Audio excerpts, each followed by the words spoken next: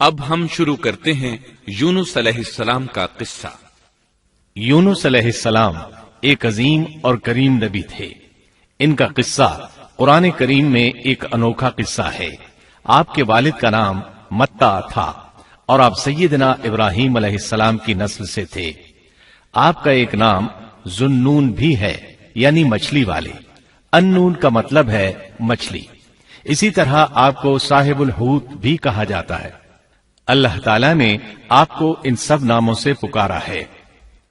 آپ کو ایک عظیم بستی کی طرف مبعوث کیا گیا۔ اس بستی کا نام نینوا تھا۔ یہ عراق کے شمال میں واقع تھی، موصل کے بالمقابل تھی۔ ان دونوں کے درمیان دریائے دجلہ واقع تھا۔ موصل دریائے دجلہ کے کنارے واقع تھا، جبکہ اس کے بالکل سامنے نینوا کی بستی تھی۔ امام ابن کثیر رحمت اللہ علیہ نے نینوا کے بارے میں اور ان آثار و باقیات کے بارے میں لکھا ہے جو ان کے زمانے میں موجود تھیں۔ وہاں کچھ بت تھے جو اوندھے منہ گرے پڑے تھے۔ اللہ تبارک و تعالی نے یونس علیہ السلام کو نینوا کی طرف رسول بنا کر بھیجا۔ سورۃ الصافات آیت 139 میں ہے، اور بے شک یونس رسولوں میں سے تھے۔ آگے اللہ آیت 147 میں فرماتے ہیں، اور ہم نے اسے 1,00,000 بلکہ اور زیادہ آدمیوں کی طرف بھیجا۔ یعنی ان کی تعداد 1,00,000 سے زیادہ تھی۔ رہا یہ سوال کہ لاکھ سے کتنے زیادہ تھے، اکثر علماء کرام نے وضاحت کی ہے کہ وہ 1,00,000 سے قریباً 20,000 زیادہ تھے۔ اس طرح بستی والوں کی تعداد 1,20,000 تھی، اور یہ سب کے سب کفر پر تھے۔ یونس علیہ السلام انہیں سال ہر سال دعوت دیتے رہے، لیکن وہ اپنے کفر ہی پر ڈٹے رہے۔ پھر انہوں نے سیدنا یونس علیہ السلام پر ظلم و جبر شروع کر دیا، انہیں دھمکیاں دی، مصائب و آلام سے دوچار کیا۔ مطلب یہ کہ جس طرح دوسرے انبیاء کرام کے ساتھ کیا گیا، ان کے ساتھ بھی وہی سلوک ہوا۔ آخر آپ نے اپنی قوم کو اللہ کے عذاب سے آگاہ کرتے ہوئے اعلان فرما دیا کہ فلاں دن تم پر عذاب آ جائے گا۔ پھر خود غصے کی حالت میں اس بستی سے نکل گئے، جبکہ اللہ تعالیٰ نے انہیں متعین دن کی مہلت دینے کی اجازت تو دی تھی، لیکن اس بستی سے نکل جانے کا حکم نہیں دیا تھا۔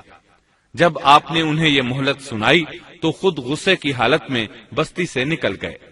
سورہ انبیاء آیت 87 میں اللہ تعالیٰ فرماتے ہیں، مچھلی والے کو یاد کرو جبکہ وہ غصے سے چل دیا اور خیال کیا کہ ہم اسے نہ پکڑ سکیں گے۔ اس آیت کی تفسیر میں امام رازی رحمہ اللہ لکھتے ہیں، جس نے یہ گمان کیا کہ اللہ تعالیٰ اسے پکڑنے کی قدرت نہیں رکھتا، وہ آدمی کافر ہے۔ سیدنا امیر معاویہ رضی اللہ عنہ سے روایت ہے، انہوں نے سیدنا ابن عباس رضی اللہ عنہما سے کہا، آج رات قرآن کریم کی چند آیات کے معانی میں میں الجھ کر رہ گیا ہوں۔ مجھے کوئی راستہ سجھائی نہیں دے رہا کہ اس الجھن سے کس طرح نکلوں۔ مجھے بس آپ ایسے نظر آتے ہیں جو ان آیات کا مطلب بتا سکتے ہیں۔ کم از کم میں ان آیات کی تفسیر اور تعبیر نہیں سمجھ سکا۔ ابن عباس رضی اللہ عنہما نے پوچھا، وہ کون سی آیات ہیں؟ سیدنا امیر معاویہ رضی اللہ عنہ کہنے لگے، یونس علیہ السلام کا یہ خیال کرنا کہ اللہ تعالیٰ ان پر قدرت نہیں رکھتے۔ یہ سن کر سیدنا ابن عباس رضی اللہ عنہما نے فرمایا، اس سے مراد یہ نہیں۔ یہ لفظ قدر یہاں تنگی کے معنی میں آیا ہے، قدرت اور طاقت رکھنے کے معنی میں نہیں۔ اللہ تعالیٰ نے قدر بمعنی تنگی اور قدر بمعنی قدرت دونوں کا استعمال کیا ہے۔ تنگی کے معنی کی مثال سورۃ الطلاق آیت نمبر 7 میں ہے، اور جس پر اس کے رزق کی تنگی کی گئی ہو، اسے چاہیے کہ جو کچھ اللہ تعالیٰ نے اسے دے رکھا ہے اسی میں سے اپنی حیثیت کے مطابق دے۔ تو اس آیت میں بھی یہی معنی مراد ہے کہ انہوں نے گمان کر لیا ہم ان پر تنگی نہیں کریں گے، یعنی ان کا خیال یہ تھا کہ اگرچہ وہ اللہ تعالیٰ کی اجازت کے بغیر نکل کھڑے ہوئے ہیں، پھر بھی اللہ ان پر تنگی نہیں کریں گے، کیونکہ وہ اللہ کے ایک معزز نبی اور رسول ہیں، اور ان کی قوم کے لوگ اللہ کی گرفت اور اس کے عذاب کے مستحق ہیں۔ انہی پر اللہ کا عذاب نازل ہونے والا ہے۔ اس عذاب کی خبر انہیں پہلے ہی سنا دی گئی ہے اور مہلت دے دی گئی ہے، مگر وہ خود اگرچہ اللہ کی اجازت کے بغیر ہی چلے آئے ہیں، پھر بھی انہیں سرزنش نہیں کی جائے گی اور وہ کسی گرفت میں نہیں آئیں گے۔ اللہ تعالیٰ ان کے لیے کوئی تنگی نہیں فرمائیں گے۔ اللہ تعالیٰ سورۃ الانبیاء آیت 87 میں فرماتے ہیں، اس نے خیال کیا کہ ہم اسے پکڑ نہیں سکیں گے۔ مطلب یہ کہ ہم انہیں کوئی سزا نہیں کریں گے اور ان پر کسی طرح کی تنگی نہیں کریں گے، اور وہ سمندر کی طرف چل دیے۔ انہی دنوں میں عذاب الہی کی کچھ علامات نینوا بستی پر ظاہر ہونا شروع ہو گئیں۔ ایک بہت بڑا سیاہ بادل ان کی طرف بڑھنے لگا۔ اس بادل میں آگ کے شعلے دکھائی دینے لگے۔ ان لوگوں نے یہ بادل ان متعین دنوں میں سے پہلے ہی دن دیکھ لیا۔ اس کو دیکھتے ہی وہ سمجھ گئے کہ جس طرح سیدنا یونس علیہ السلام نے انہیں آگاہ کیا تھا، یہ عذاب ان پر نازل ہو کر رہے گا، اور جو عذاب سیدنا لوط علیہ السلام کی قوم پر آیا تھا وہ اس کے بارے میں بھی اچھی طرح جانتے تھے۔ وہ بستی ان کی بستی کے قریب ہی تھی، اس لیے وہ ڈر گئے۔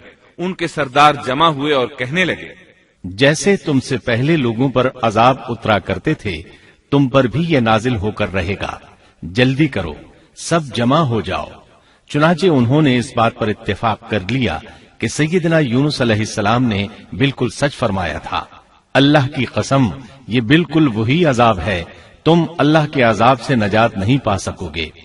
اس سے بچنے کی ایک ہی صورت ہے کہ تم ایمان لے آؤ اور توبہ کر لو۔ اس طرح وہ سب کے سب ایمان لے آئے، لیکن سیدنا یونس علیہ السلام وہاں موجود نہیں تھے۔ ان کی عدم موجودگی میں یہ سب کے سب یعنی 1,20,000 افراد ایمان لے آئے۔ انہوں نے پیوند لگے کپڑے پہنے اور اللہ کے حضور عاجزی، انکساری اور آہوزاری شروع کر دی، رونے لگے، اللہ سے بخشش مانگنے لگے، پھر اسی حالت زار میں باہر کھلے میدان کی طرف نکل آئے۔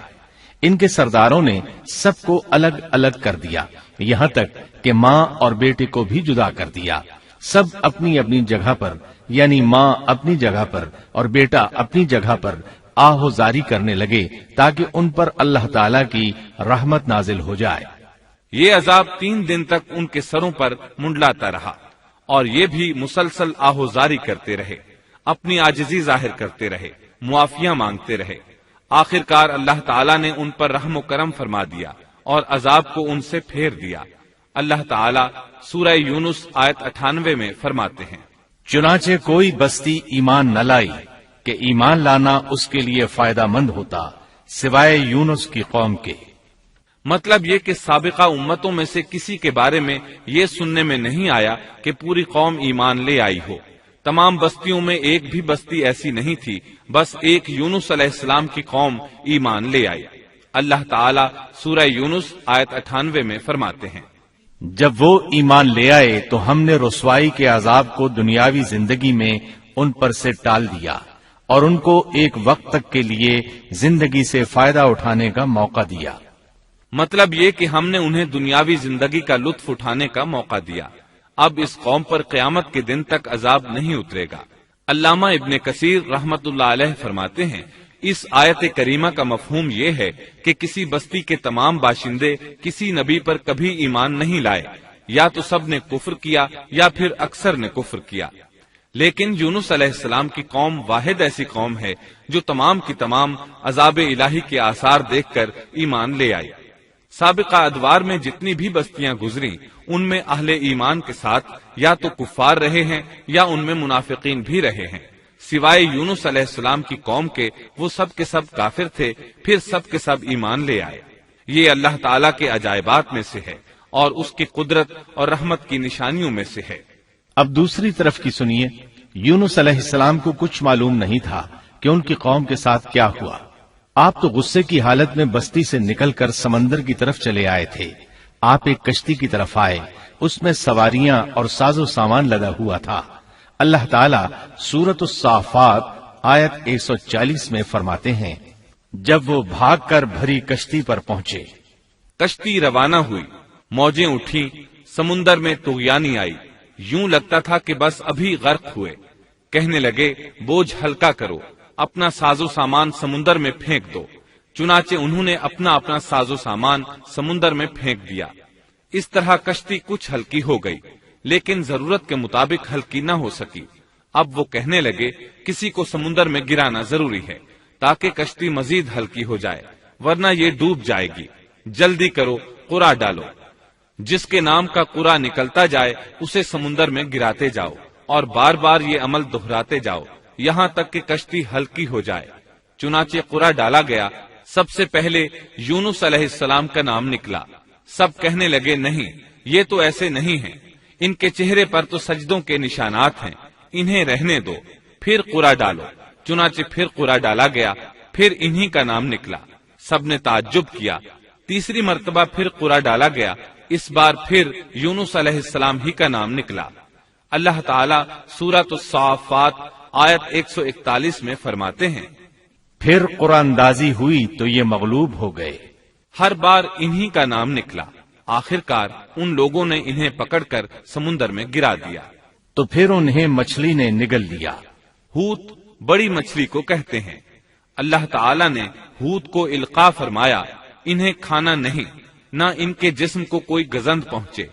یہ اس مچھلی کو اللہ تعالیٰ کے احکامات تھے۔ اللہ تعالیٰ سورۃ الصافات آیت 142 میں فرماتے ہیں، تو پھر انہیں مچھلی نے نگل لیا اور وہ خود اپنے آپ کو ملامت کرنے لگے۔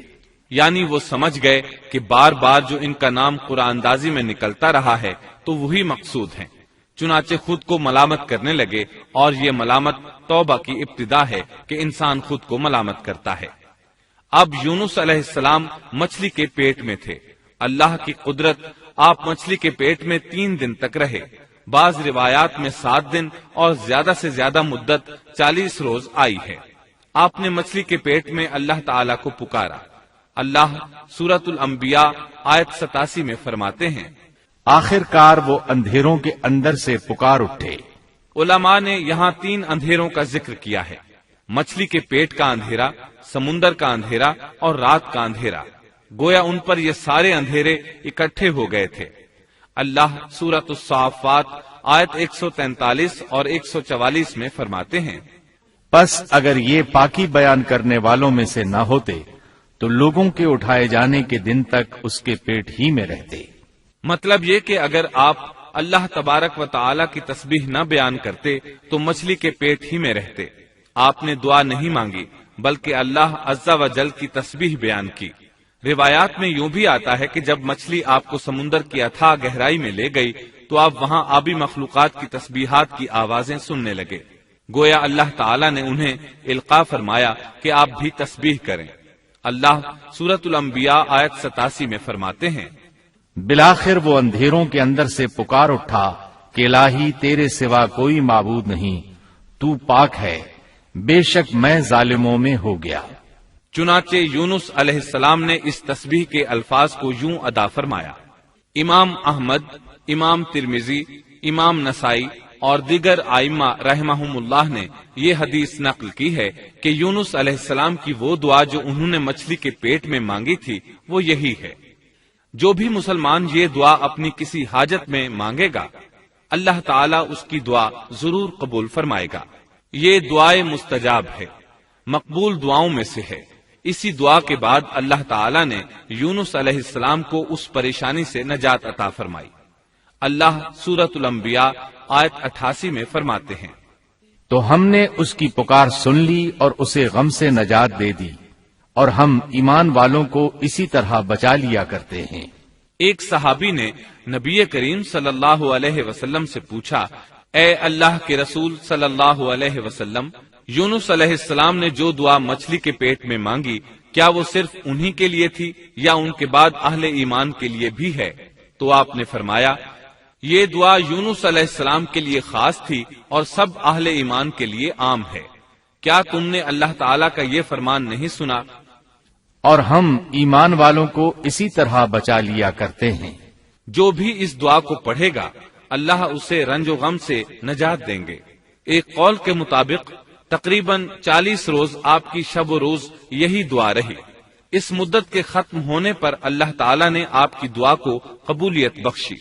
مچھلی ساحل پر پہنچی، انہیں کنارے پر ڈالا اور واپس چلی گئی۔ اس بات کو اللہ تعالیٰ نے سورۃ الصافات آیت 145 میں یوں بیان فرمایا ہے، بس اسے ہم نے چٹیل میدان میں ڈال دیا اور وہ اس وقت بیمار تھے۔ آپ وہاں اسی طرح لیٹے رہے۔ پھر اللہ کی قدرت سے آپ کے قریب ایک بیلدار درخت اگا، جیسا کہ سورۃ الصافات آیت 146 میں ہے۔ اور اس پر سایہ کرنے والا ایک بیلدار درخت ہم نے اگا دیا۔ اس کدو کے درخت کے متعلق مورخین کا کہنا ہے کہ اللہ تعالیٰ نے اس درخت کا انتخاب اس لیے فرمایا تھا کہ اس درخت کے پتے چوڑے ہوتے ہیں، ان کے سائے میں انہیں ڈھانپ دیا گیا تاکہ ہوا سے اذیت نہ پہنچے، اس لیے کہ ان کے جسم سے جلد اتر گئی تھی۔ پھر اس درخت سے خوشکن خوشبو بھی آتی تھی، اس خوشبو نے انہیں فرحت بخشی۔ پھر کدو کی خوشبو میں ایک خصوصیت یہ تھی کہ حشرات الارض کو دور رکھتی ہے۔ اللہ تعالیٰ نے انہی خصوصیات کی وجہ سے اس بیلدار درخت کا انتخاب فرمایا تھا تاکہ آپ ہر طرح کی تکلیف سے محفوظ رہیں۔ یہ ہے اللہ کی قدرت، سبحان اللہ۔ اسی طرح مفسرین یہ بھی کہتے ہیں کہ اللہ تعالیٰ نے ان کے پاس ایک پہاڑی بکری بھیج دی، وہ آپ کے قریب آتی اور آپ کے سر کے اوپر اپنی ٹانگیں پھیلائے کھڑی ہو جاتی، اس طرح اس کے تھن آپ کے منہ میں چلے آتے اور آپ ان سے خواہش کے مطابق دودھ پیتے۔ یہ تھا آپ کا کھانا اور پینا۔ رفتہ رفتہ آپ کی حالت بہتر ہو گئی، توانا اور تندرست ہو گئے، پھر آپ اٹھنے کے قابل ہو گئے، اور یہ سب اللہ تعالیٰ کی مہربانی سے ہوا۔ جب آپ کی صحت لوٹ آئی تو اللہ تعالیٰ نے آپ کو پھر آپ کی قوم کی طرف بھیجا، جیسا کہ سورۃ الصافات آیت 148 میں ہے۔ اور ہم نے اسے 1,00,000 بلکہ اور زیادہ آدمیوں کی طرف بھیجا، پس وہ ایمان لے آئے اور ہم نے انہیں ایک زمانے تک عیش و عشرت دی۔ وہ سب کے سب آپ پر ایمان لے آئے تھے۔ اللہ تعالیٰ نے اس قصے کے ذریعے نبی کریم صلی اللہ علیہ وسلم کو اشارہ فرمایا ہے کہ دعوت دیتے ہوئے اکتانا نہیں۔ اللہ سورۃ القلم آیت 48 میں فرماتے ہیں، اور مچھلی والے کی طرح نہ ہو جائیے، ان لوگوں کو دعوت حق دیتے رہیے، دیکھیے وہ سال ہر سال دعوت دیتے رہے لیکن اکتائے نہیں، ان سے مایوس نہیں ہوئے، ان کی پوری بستی میں سے ایک بھی ان پر ایمان نہیں لایا تھا، لیکن جب ان سے مایوس ہو گئے تو انہیں اللہ کے عذاب سے آگاہ کر دیا اور منہ پھیر کر چل دیے تو وہ سب کے سب ایمان لے آئے۔ اللہ تعالی سورۃ القصص آیت 56 میں فرماتے ہیں، آپ جسے چاہیں ہدایت نہیں دے سکتے بلکہ اللہ تعالیٰ ہی جسے چاہتا ہے ہدایت دیتا ہے۔ اس قصے میں بہت بڑا سبق ہے کہ کسی بھی حالت میں اللہ کی رحمت سے مایوس نہیں ہونا چاہیے اور نہ ہدایت کے معاملے میں اپنی ذات پر بھروسہ کرنا چاہیے۔ ہدایت تو بس صرف اللہ تعالیٰ ہی کی طرف سے ہے، آپ کے ذمے تو پیغام حق پہنچا دینا ہے۔ اللہ سبحانہ و تعالیٰ کے ذمے ہدایت سے نوازنا ہے۔ اللہ تعالیٰ نے انہیں پاک صاف بنا دیا، انہیں چن لیا۔ اللہ خود ہی سورۃ القلم آیت 50 میں وضاحت فرماتے ہیں، اسے اس کے رب نے پھر نوازا اور اسے نیک لوگوں میں کر دیا۔ امام مسلم نے ایک حدیث روایت کی ہے کہ نبی کریم صلی اللہ علیہ وسلم نے فرمایا، تم میں سے کوئی شخص ہرگز یہ نہ کہے کہ میں یعنی محمد یونس بن متا سے بہتر ہوں، یعنی یوں نہ کہے کہ میں سیدنا یونس علیہ السلام سے افضل ہوں، وہ اس طرح کہ وہ تو اپنی قوم کے ایمان لانے سے مایوس ہو گئے تھے اور میں مایوس نہیں ہوں، اس طرح بالکل نہ کہے، کیونکہ بالآخر اللہ تعالیٰ نے آپ کو چن لیا اور برگزیدہ بنا لیا اور صالحین میں داخل کر لیا۔ اس واقعے میں نبی کریم صلی اللہ علیہ وسلم کو جو ہدایت دی گئی ہے اس کا ذکر سورۃ القلم آیت 41 میں آتا ہے، پس تو اپنے رب کے حکم کا صبر سے انتظار کر اور مچھلی والے کی طرح نہ ہو جا۔